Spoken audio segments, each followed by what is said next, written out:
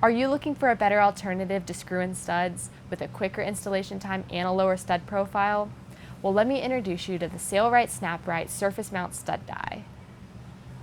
This uniquely designed die screws into the end of a standard rivet tool to quickly install stud fasteners to a hard surface.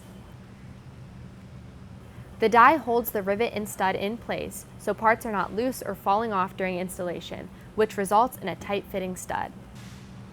You can use this die to install studs on stainless steel, fiberglass, aluminum tubing, steel frame, and other hard materials that can be riveted. When a watertight seal is necessary, you can use a sealing rivet. This rivet has a closed end to seal off the hole in the center of the stud.